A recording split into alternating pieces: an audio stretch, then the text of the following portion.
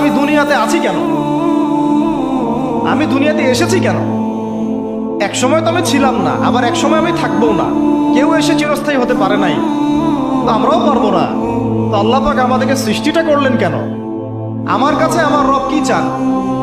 আমি যদি না থাকতাম তাহলে আমার পরিবার চলতো কিনা, আমার সমাজটা চলতো কিনা, আমার শিক্ষা ব্যবস্থাটা চলতো কিনা, আমার দেশটা চলতো কিনা, এই বিশ্বের ঘূর্ণন চলতো কিনা, আর্নিক গতি চলতো কিনা, থেমে যেত? উত্তর না।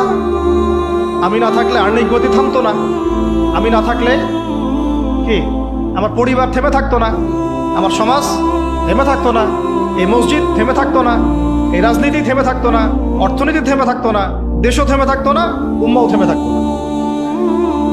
তাহলে আল্লাহ পাক আমাকে কেন সৃষ্টি করলেন?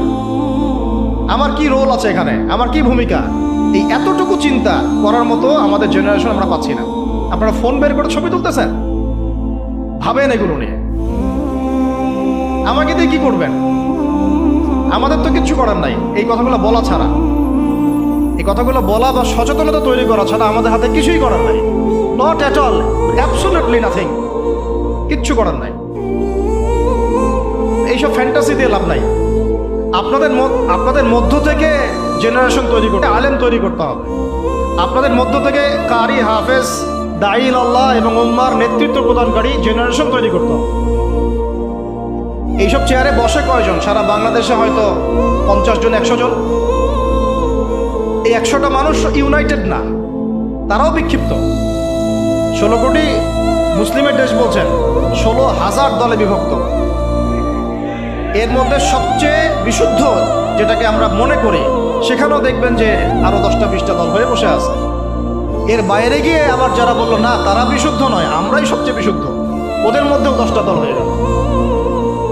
না তারা ইউনাইটেড, না তারা মানে আমরা, না আমরা ইউনাইটেড, আর না আমাদের কোনো আমিরুল মুমিনিন আছে যিনি সবাইকে একটা জায়গায় নিয়ে দিনের কিছু খেদমত নেবেন। থাকবে, শুনলাম, মানলাম, আনুগত্য করলাম, এমন থাকবে? নাই। না কোনো ইকোনমিক বেস, না কোনো স্বতন্ত্র মিডিয়া, না স্বতন্ত্র প্রযুক্তি, না কোনো স্বতন্ত্র মানে পলিটিক্যাল প্ল্যাটফর্ম, কিছু না।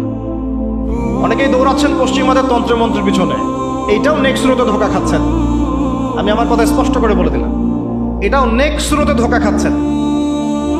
এটা তাদের জন্য শোভা পায় যারা ধর্ম এবং রাজনীতি আলাদা করে চিন্তা করেন, যে ওইটা একটা জিনিস, এটা একটা জিনিস, সে তার মতো রাজনীতি করছে।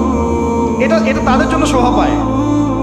যাদের কাছে কোরআন আছে, যাদের কাছে হাদিস আছে, নবীর সুন্নাহ আছে, তারা যখন এই ড্রেনের মধ্যে